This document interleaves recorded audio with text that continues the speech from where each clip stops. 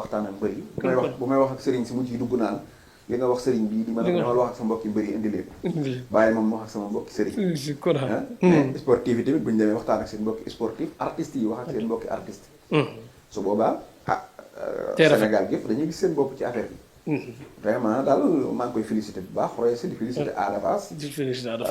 di ndokkeel Liss Ndiago tamit xaw ma ndokkeel laa ko mën a xaw ma masawu ci defet bi masawu la waaw du courage quoi mu defaruwaat rek gën a vigilant parce que jël bu gaaw woowu nag vraiment loolu baaxul daal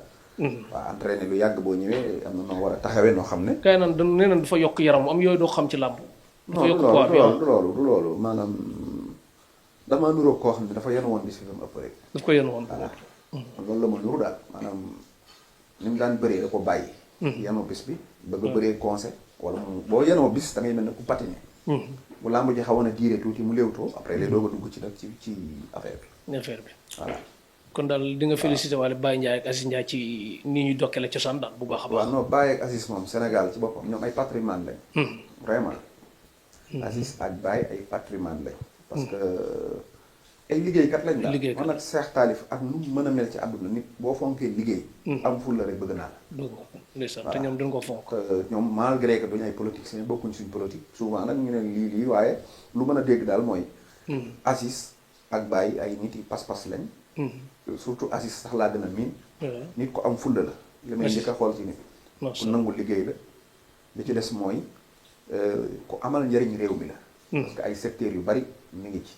ci làmb diwlin jaag lu ne vraiment bi muy am Sénégal fii ñoom Gaston Mbengue ñoom Khadim Samb ñoom ñooñu ñoo daan tëgg ay làmb ay temps dégg nga ñoom Grand Serigne Dakar Bassirou Diagne Mariam Diop temps yooyu ñooñu ñu amee woon làmb ji kon bi nga xamee làmb du tey waaye léegi su demee ba mu yàgg Gaston production ñoom sëñ Moudou Niang ñoom Petit Mbaye ñooñu ñëwoon su demee ba tey ji daanaka làmb effectivement yu mag yi tey ci loxo ñoom Aziz Ndiaye la nekk bu njëkk ba ñoom petit combat yi lañ doon def moom ñoom Kanjek ñoo yemoon dégg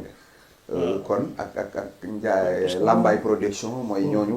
Assane Ndiaye la woon léegi bu demee ba nga xam ne moom ñooñu ñëpp gisatuma leen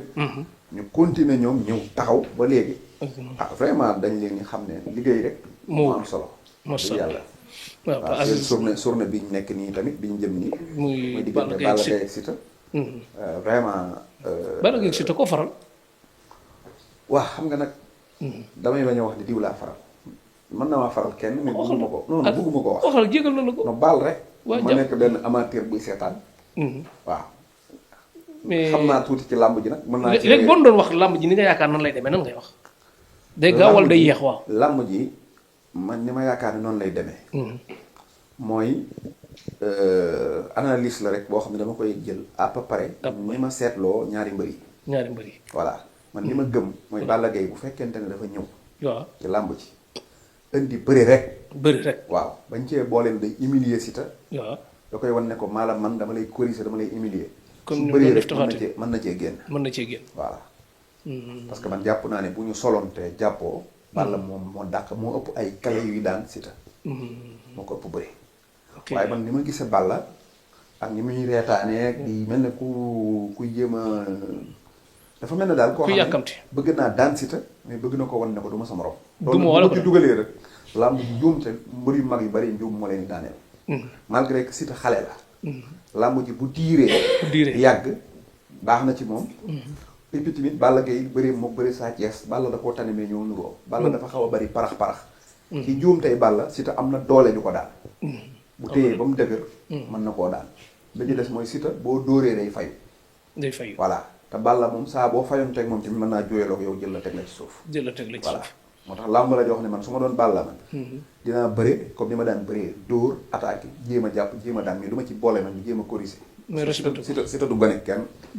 voilà Siteu man tamit bu doon man ni ñu ko naan ay bul arrière ay nangam du ma ci dugg dinaa calculer ba ci njuum tey Balla Gaye su ma ko téyee ba mu dëgër dama koy daan parce que am na doole ci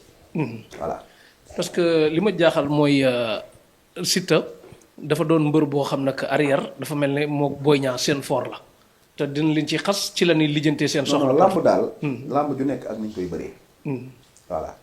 Balla Gaye bu ñëwee bëgg a gëdd Siteu fooyee ko